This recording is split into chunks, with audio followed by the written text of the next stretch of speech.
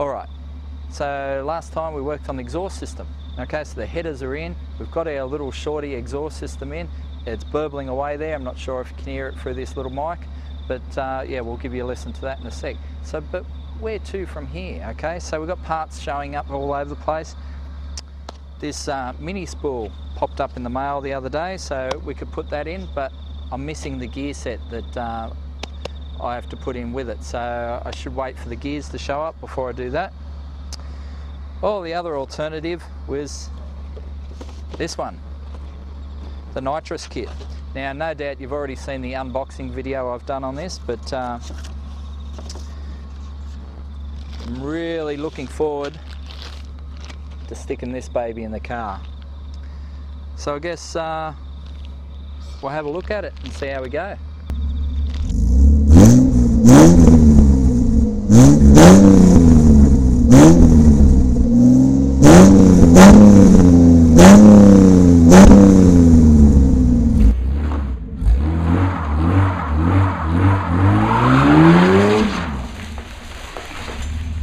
Okay, so the first port of call in any nitrous installation, besides the instruction manual, which I've already had a look at, is bottle placement, okay? So here's our bottle, still wrapped in plastic, keep it unscratched for the moment. All right, and I've got the bottle brackets arranged so it will sit flat. Well, it'll sit up at that angle, but the brackets will sit flat on the floor. All right, now you want to position it so your bottle valve faces directly down. The reason for that is inside the bottle is a siphon tube that runs from the center of the bottle down to this bottom corner, okay, and it's designed so when this bottle is facing down, when the valve's facing down, the tube will be down in this bottom corner, so it's always covered in liquid nitrous. All right, so nitrous in the bottle under pressure is in liquid form. As soon as it's released, it turns to gas and you get your oxygen, and that's where you make your horsepower.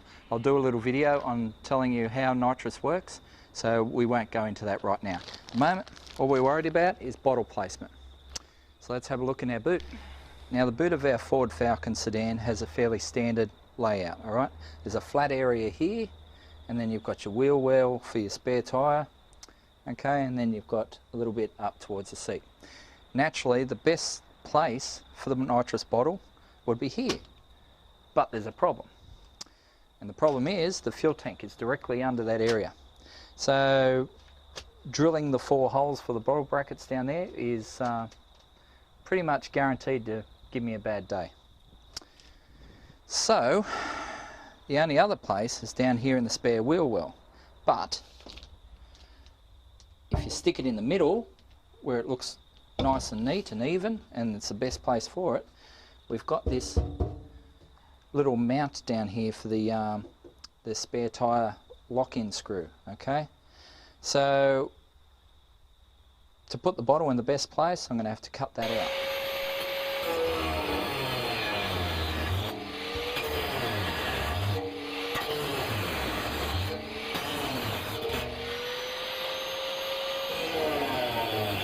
So drop it in position. You can see that bottle valve's perfectly positioned for that grommet under the floor. We won't even have to drill a hole, which is perfect. And then we just need to mark the holes for our brackets. So we've got our marker pen. Doctor, I think it's time to drill. Okay, so we've created our intake box, and you've seen that in another video. And it's all set up, and we've got our nitrous fogger nozzle plumbed into the back. So now we've got to set up our solenoids and the positioning of them. Alright, so we'll have to find somewhere to attach them, and I can see a spot now. But yeah, alright, that's our next job. Okay, so it's clearly marked there which side's nitrous and which one's fuel. Now for our 75 horsepower setting, we'll be using the number 40 nitrous jet. So we'll just slot straight in there. And our number 28 fuel jet. There's the number there. Okay. Now it says to actually attach your solenoids, like set up your solenoids first, but because I don't want these going anywhere crazy, I'm actually going to hook up my lines first and just do them finger tight. Okay, so originally I was going to mount the solenoids off these rocker cover bolts here, but we found these lugs on the manifold which were spare after removing the intake system. So really couldn't ask for a better place to mount our solenoids. And I've bent them over so the lines run smoother into the solenoids, and overall it looks much better. Okay, so when preparing the solenoids, it says specifically not to use thread tape, this stuff, which you can see I've used here. Now, the reason I've used it is because there's no problem using it if you apply it properly, and I'll show you how in a sec. The problem with thread tape is that people don't apply it properly, alright?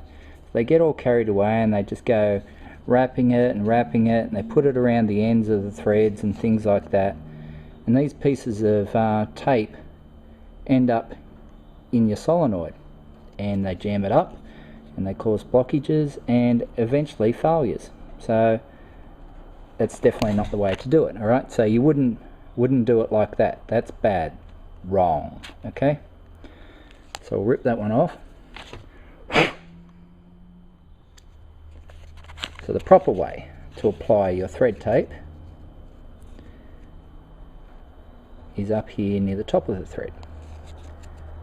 Okay, so you want to leave like 1 or 2 threads clear at the bottom of the fitting. Okay, and that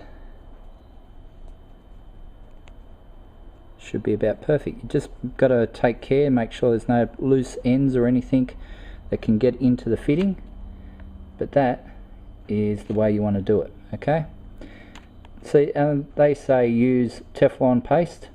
Well, Teflon paste is no better if you end up with a whole bunch of it jammed inside the fitting. You know, it's going to be just as much of a mess inside the solenoid if you get that stuff in there. The tape's easier to apply and easier to apply correctly. You're not going to make such a mess as you will with Teflon paste. So I reckon tape's the way to go. Just apply it properly. Hey guys, so we're back under the car again. It's time to run our nitrous line, the main feed line from the bottle. Now this comes pre-cut with fittings already on it. Now we just poke that up through the hole I've cut through the bung in our spare wheel well here. Alright, that's about enough length there.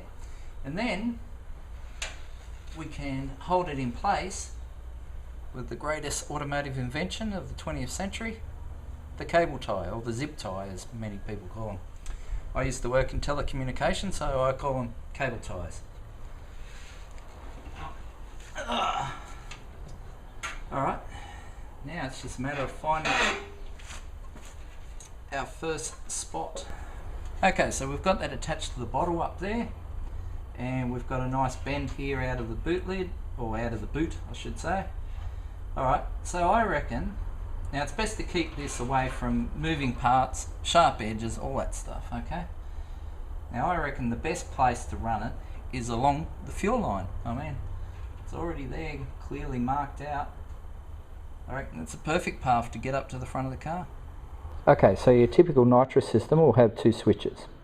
One switch will be like this, be mounted on the dash, and when you switch it on, a little light will light and they'll tell you the system's armed. Okay, so but it doesn't actually turn the system on. It's not like Gone in 60 Seconds where he flicks a switch on the gear stick and bang, you know, the system goes on automatically.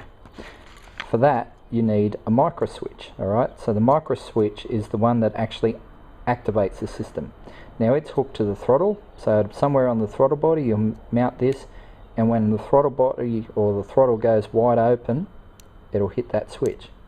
When it hits that switch, the system turns on. You've already armed it via the dash switch, but this switch is the switch that actually activates the nitrous injection.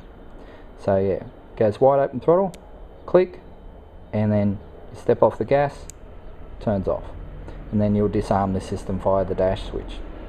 Okay. Now these things are never a perfect fit, which is why these brackets are all, you know, cut out this way, so you can bend them and shape them in each way, any way you want. But we've got it in the right position now. Okay, I'll show you how it works.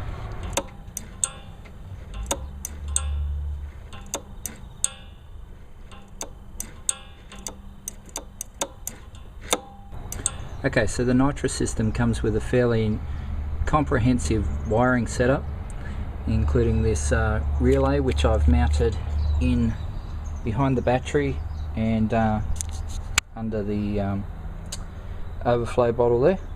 Alright, so there's the battery overflow, and then there's the nitrous relay. Okay, so we've got 4 wires coming off that. The orange one goes to the positive side of the battery, the green one's the earth, and the blue and red ones are our switching wires. Okay, so one of the best bits of this kit is how they've laid out the wiring diagram. Okay, so there's our relay. There are 4 wires hanging off that. Orange goes down to the positive side of the battery, green to the earth, blue goes to one side of the solenoids, which are paired together, and their earths are paired together as well off the other side. And then your red wire runs down to the micro switch, which is armed by the arming switch in your cabin. One side of that has got 12 volts switched via the ignition, the other side goes to earth. It really doesn't get any simpler than that. We've done most of the wiring already. Now we're up to hooking up the solenoids. Now apparently the solenoids aren't polarity conscious, so you can wire them up anyway and they're going to work. So if you want to test the solenoids, I've got my battery pack here.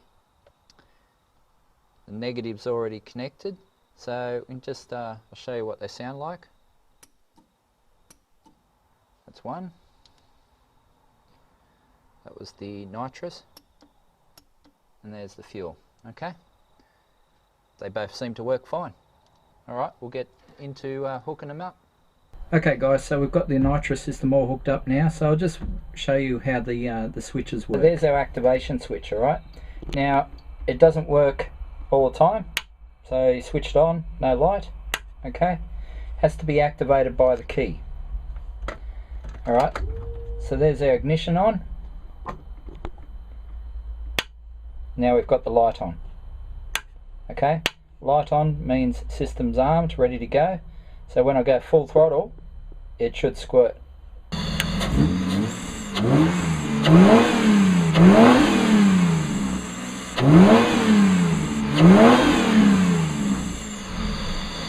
Okay guys, so there we are, nitrous kit's in and ready to go. Just got to get that bottle filled, which we'll be able to do at one of the local speed shops. But yeah, until we do that, we won't be able to test the system and see how it actually works. So next up, we've got gears and mini spool, and then after that, we should have the XR6 head installed. So we're starting to get towards the deep end of the project, and we'll be able to run some numbers shortly. Can't wait.